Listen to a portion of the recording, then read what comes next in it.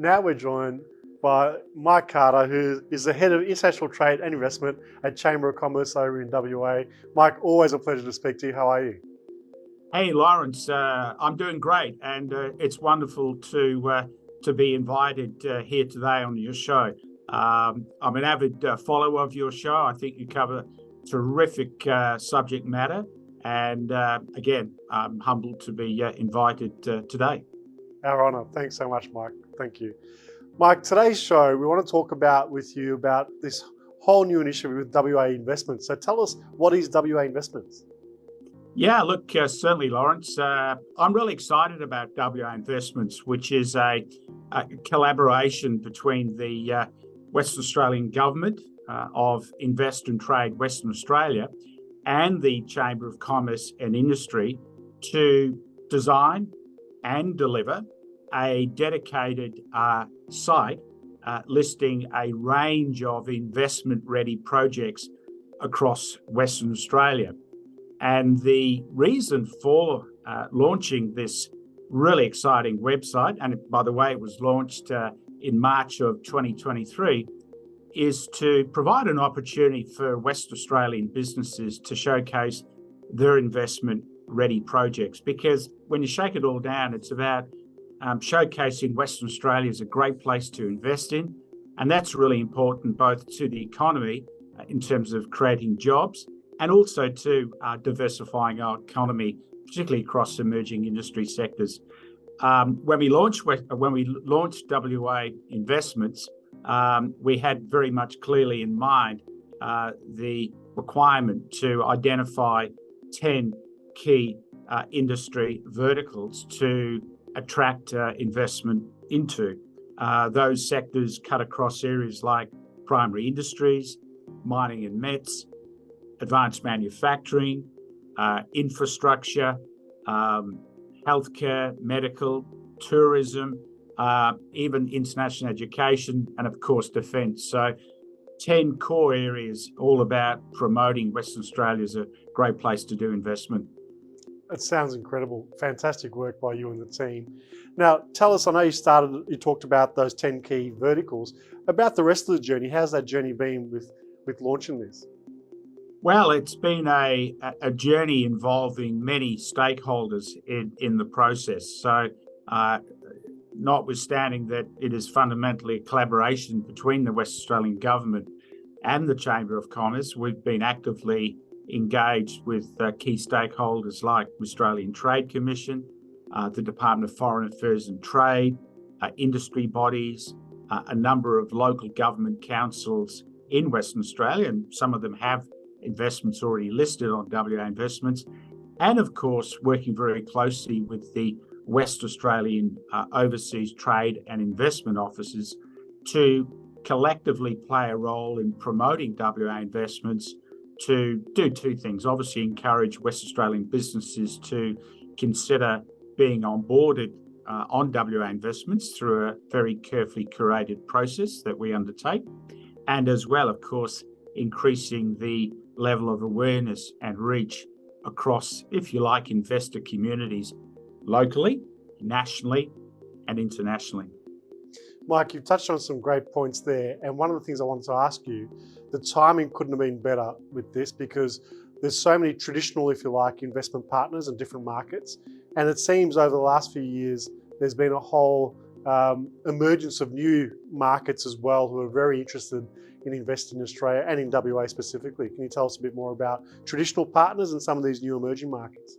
Yeah, look, absolutely, Lawrence. Just recently when I looked at our dashboard to get some sense check on who is looking at WA Investments, we discovered that there's certainly been an uplift in markets like, for example, India, the United Arab Emirates, Germany, and other emerging markets in Southeast Asia. To date, there are almost 40,000 views of WA Investments, about 25 to 28% from overseas. And notwithstanding that, if you like, traditional investors into our country like the US and the UK and Japan are well represented. I think it's quite exciting that emerging markets like India and others in Southeast Asia seem to be, shall we say, expressing an interest to see what sort of investments have been listed on WA Investments within that sort of 10 million Australian dollar to half a billion Australian dollar range. Fantastic. So for some of those viewers who are looking at the show from different parts of the globe today, tell us, what can they expect? Once they make an inquiry with WA Investments, what are the steps that they can expect from your team?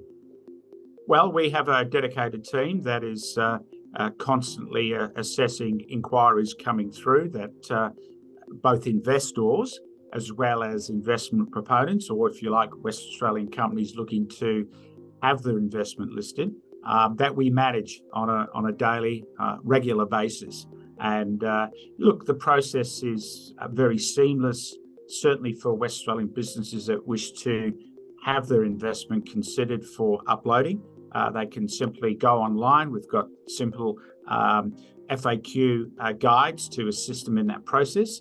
And they submit their investment submission to us for consideration, along with supporting marketing material to enable us to really support them and help them in what would be the best way in which we can help them to market the elements of their investment. Because at the end of the day, it's all about wanting to play a role through this site about connecting investors with investment proponents or investment project owners, if you like. Yeah. Now, Mark, you're one of Australia's most experienced international trade specialists yourself. What are some of the, if you like, bullet points that make Australia stand out from other markets to look at investing over here? Oh, well, Lawrence, you're certainly very kind with those kind words. But look, I think at the end of the day, Australia, Western Australia, we can't lose sight of the fact that, we are talking about a rich, strong economy. We've got a very stable and judiciously reassuring business environment.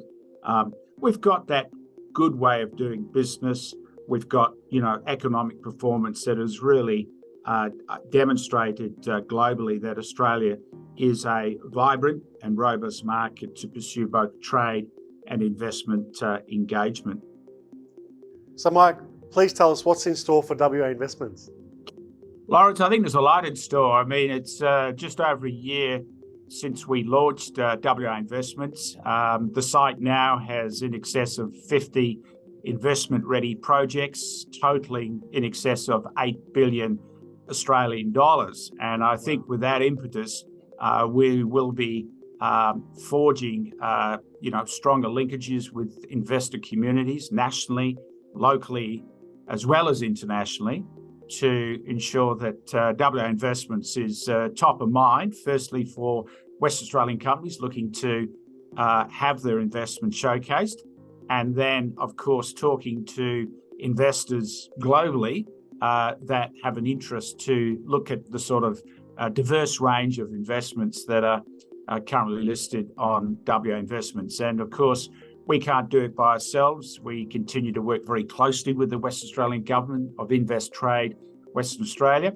and of course other stakeholders in playing a key role in promoting and growing the opportunities for WA Investments as a really key vehicle for attracting and promoting investment into Western Australia.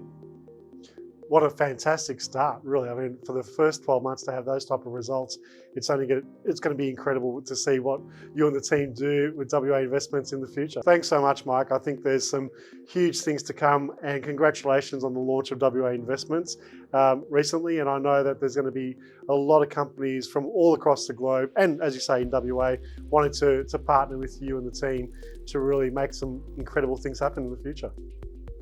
Well, look, thank you, Lawrence. It's been terrific being on your program, and we're certainly very keen to talk to businesses looking to be a part of WA Investment as well as investors. Thank you. Thanks, Mike. Take care. We'll speak again soon. For sure.